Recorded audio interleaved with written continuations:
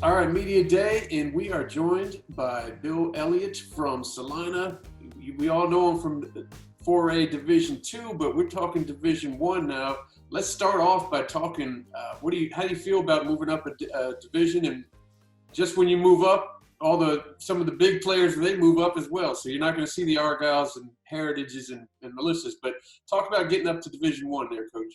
We knew it's coming. Our community is growing so fast, and we're in this corridor coming up the toll road, Frisco and Prosper, and it's inevitable. And we're going to be one of the largest suburbs of the Metroplex. They're talking 400,000 to 500,000 people eventually in Celina. So we've been anticipating this. I've been in Celina 30 years now, and so I was here when we had 150 kids in high school. Now we've got a little over 1,000 kids in high school. So I've seen the growth, and it's great. I mean, there's good and bad about it. You want to hold on. Our biggest thing is trying to hold on to our culture, our traditions of who we are, who we've been as that growth comes. And that's our big challenge right now. But we're excited about moving up to D1, get to play some different schools. That's always good. I always feel like it's at our advantage to play schools that we've never played before. And so there'll be some schools in there that we haven't played in a long time, and that'll be a great thing. And there's some great matchups in there now with China Springs and Stephenville being our region, Waco La Vega. I mean, there's some dudes right there that have to play, so it's going to be a great time once we get to playoffs. I'm going to get into Stephenville in a little bit because I have a feeling that's going to be a good 2-year. I have a feeling you guys are going to see each other twice in the next 2 years as long as you stay up in Division I. But talking about your district right now, you probably can't say it, but I can. You're going to have some games where it's not going to be as competitive as you'd like. How important is it for you to put together a non-district, and you've probably already done it, that tests you right away so when it comes to after game 10, you're ready for that playoff run? Yes, yeah, definitely. It's different. There's some schools in that district we've never played before. I was very surprised when we ended up getting put into the district we were. I really thought we'd go east. With Anna and Paris and Silver Springs to go that way. And so it really shocked me the way they put us. But it is what it is. That's what UIL does. And they've got reasons for doing things. And, it's going to be good. There's going to be some great things about it, too. I think it's going to be a cool matchup with Dallas Carter. Two legendary programs, Celina, Dallas Carter. I've tried to get that game in the past as a preseason game because I just think it just sounds cool, to get to play Dallas Carter. But we do. We got to challenge our kids in preseason. We've got some good matchups with Paris and Anna in preseason. Bishop Lynch, so we'll get some good games there. Our scrimmages are with Royce City and with Frisco Heritage, some good bigger schools that'll give us a good challenge in scrimmages. Try to get our kids ready, after we go through district for that playoff run. It's funny you said you got some teams there you never played before. You got some teams in there nobody's ever played before, including the Panther Creek team. Should be interesting. Yeah, Panther Creek with Frisco is going to be interesting. Of course, I know Coach Surratt's going to do a great job there. He's a great coach. I've gotten to coach against him when he was at Lone Star as an assistant, and also he's head coach at Princeton. So he's going to build a great program there. He's going to get some good kids from the schools that they're drawing kids from there in Frisco. So that'll be a kind of a neat thing. And then like playing North Dallas, Pinkston, those schools we haven't played, and so that'll be kind of different for us. And we're looking forward to that challenge. You can make some trips down there to Kincaid, I'm sure. Yes, sir. Yeah. Talk about your team a little bit. Obviously, you're losing the District Player of the Year to graduation, but you bring back Caden Lorick, the newcomer of the year. You bring back some studs in there. Talk about your team and what you have for us. Yes, yeah, we are losing a lot of good kids. Our senior class this last year was a great class. They're great leaders, some great players. We're losing both our linebackers. Those two guys are studs, both of them. They're going on to play at the next level. But we are fortunate to have our quarterback coming back. It'll be his third year as a starter. He's already committed to the University of Oklahoma to play baseball. He's a big pitcher. We got both our running backs coming back. Those guys are very talented also. We've got a couple linemen coming back. We're losing a lot of linemen. We talk about the District Player of the Year, losing our center, Michael Remps, who'll be going off to play at Navy.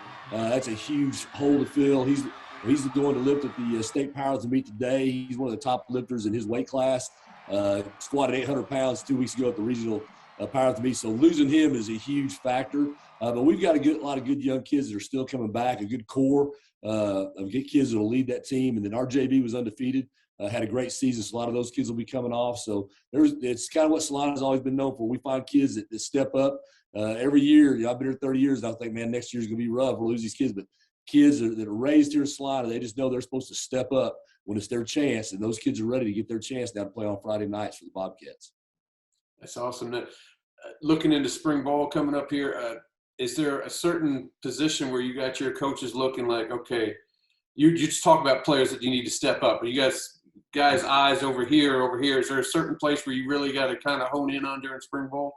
One for myself is the offensive line. I still coach the offensive line myself.